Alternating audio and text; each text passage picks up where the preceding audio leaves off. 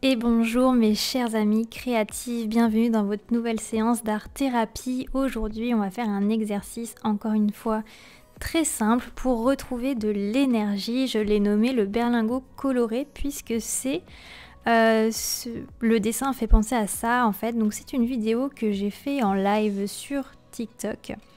Je l'ai extraite et je vous en fais un tutoriel complet ici pour tous ceux qui auraient loupé ce live. Donc il vous suffit de prendre une grande feuille de dessin, de faire un rectangle pour bien définir votre cadre. Moi j'aime bien définir un cadre puisqu'après on peut finir tous les bords qui restent en blanc, en noir pour vraiment faire ressortir tous les contours du dessin et moi je trouve ça vraiment très très beau. Donc quand je dis que ce dessin est un niveau débutant, c'est qu'il vous suffit tout simplement de prendre un crayon noir dans un premier temps et ensuite il faudra juste colorier cette forme avec des couleurs très acidulées, très printanières, très summer pour retrouver du peps au moment de faire ce dessin. Donc tout simplement, il suffit de tracer des vagues, un peu comme je l'ai fait donc en début de la vidéo sur toute la feuille. Et de tracer à l'intérieur de ces vagues comme je le fais, au milieu ou sur le côté pour faire un effet un peu de relief, ne pas les faire tous au même endroit, une sorte d'ovale. Et d'un côté sur la droite, on part avec des arcs de cercle dans un sens et de l'autre côté dans l'autre sens. Tout ça pour, comme je viens de le dire, donner du relief à ce motif, à ce pattern.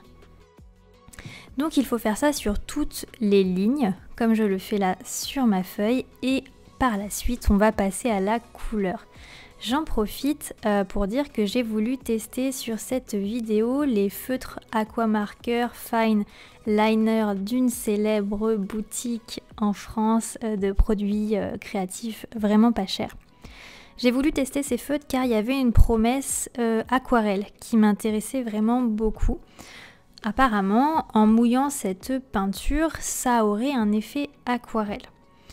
Je pense que l'effet aquarelle, on peut le retrouver si on dépose la couleur du feutre sur une plaque de verre et qu'ensuite, avec un pinceau mouillé, on prélève la couleur.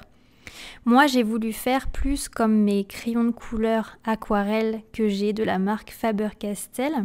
J'ai voulu d'abord appliquer la couleur et ensuite la mouiller pour l'atténuer, la transformer. Je vous spoil directement la suite de la vidéo, ça n'a pas marché. Vous verrez, ça n'a pas marché, ça n'a pas du tout fait l'effet que j'attendais.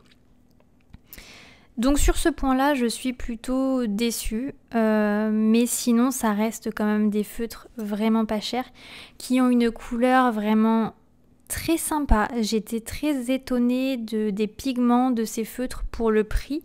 Au final, vous allez voir la couleur surtout dans les oranges ou même certaines teintes de vert. C'est vraiment très coloré, très flashy et ça, je suis vraiment très satisfaite. Pareil, la pointe, donc là, j'ai utilisé que la pointe brush. Elle est très agréable à utiliser. Elle glisse très bien sur le papier. Ça reste des feutres qui boulochent un petit peu, mais je m'attendais vraiment à pire. Avec ce type de feutre. Donc le résultat de ce test est plutôt concluant, je dois l'avouer. Voilà, donc pour poursuivre sur cet exercice, il suffit ensuite pour chacune des rangées de prendre, moi j'ai choisi 2 couleurs, mais on peut en prendre plus, c'est au bon vouloir. Moi, tous les exercices que je propose, le but c'est que chacun y mette sa créativité et sa personnalité. Moi, pour chacune des rangées, j'ai choisi 2 couleurs. Une un petit peu plus foncée et une un petit peu plus claire, encore une fois, pour donner du relief, de la profondeur et du mouvement à mon dessin. Donc je suis partie sur des teintes violet-rose. Ensuite, vous allez voir sur du jaune-marron, sur du vert et vert-pomme, sur du orangé flashy, orangé clair, et sur du vert un petit peu plus foncé et un vert d'eau un petit peu plus bleuté. Le but, c'était vraiment de tester toute la palette des feutres que j'avais acheté. Quand je dis que cet exercice permet de retrouver de l'énergie, de la positivité, tout simplement, ça va surtout être au niveau des couleurs qu'on va choisir. Les couleurs vont stimuler notre cerveau Et si vous suivez ma série sur l'étude de la couleur en art-thérapie, je publie une vidéo chaque lundi pour expliquer chacune des couleurs, quel côté elles ont niveau positif, niveau négatif et comment on les analyse en art-thérapie. Vous allez comprendre, sinon je vous invite à vraiment regarder cette série que je publie chaque lundi. Donc en final, les couleurs acidulées, solaires, chaudes, c'est des couleurs chaudes du cercle chromatique, mais aussi en association avec des couleurs froides, mais toujours des couleurs très peps, très flashy, vont stimuler le cerveau en passant par notre vision. Et de voir des choses colorées et positives comme celle-ci, ça stimule au final la dopamine. Je parle de dopamine car c'est vraiment quelque chose de très important dans notre vie. Bien évidemment, on peut avoir un apport en dopamine avec plein de choses dans la vie comme la nourriture, le sport, etc. Mais l'art-thérapie, l'art créatif peut aider à produire de la dopamine également, puisqu'il faut faire attention, si on est en manque de dopamine, ça va avoir une incidence sur le fait qu'on va être plus sujet à la dépression, à la mélancolie, à une fatigue vraiment importante qui va durer. On va avoir un manque d'initiative dans notre quotidien, une diminution de nos performances intellectuelles. Et si on continue encore plus loin, une altération de la mémoire, une grande difficulté à gérer son stress, ses sautes d'humeur. Et on va avoir une grande impulsivité. Donc, réussir à retrouver un peu de dopamine dans le quotidien, c'est super important. Donc encore une fois, je ne suis pas docteur, mais c'est des faits qui sont prouvés scientifiquement par des études. L'art-thérapie ne peut qu'aider sur ces points-là, mais tout comme l'alimentation et le sport par exemple. Et si vraiment vous êtes dans le cas d'un gros déficit en dopamine, il ne faut vraiment pas hésiter à consulter des médecins pour vous aider. Il ne faut pas rester dans des schémas négatifs comme cela, dans des schémas de fatigue, de stress. C'est pas quelque chose de normal et il faut retrouver de l'énergie et de la positivité dans son quotidien. C'est très important.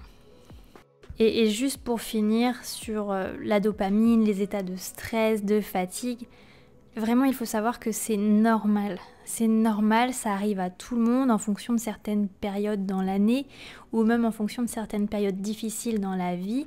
C'est totalement normal d'éprouver ça. Le but est de savoir l'identifier et pas de se dire juste je suis fatigué, je suis stressé. Il faut savoir l'identifier et se dire qu'on a les armes pour combattre ça et pour passer à autre chose et pour retrouver de la positivité. Voilà, c'est tout ce que j'avais envie de transmettre ici avec ce dessin, un peu de légèreté, un peu de couleur, un peu de peps, un peu de créativité. J'espère que cet exercice va vous plaire. Dites-moi en commentaire si vous avez envie d'essayer ou pas.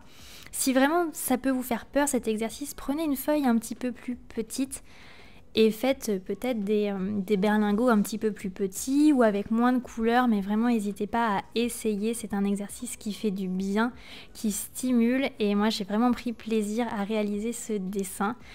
Je vais donc continuer bien évidemment à vous en proposer encore et encore, peut-être des plus difficiles à l'avenir.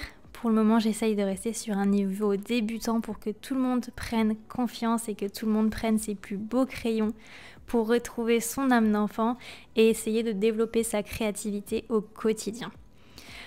Donc on se retrouve dimanche pour l'exercice du gribouillage anti-blues du dimanche soir, le lundi pour l'étude de la couleur en art-thérapie et je pense mercredi pour un autre exercice.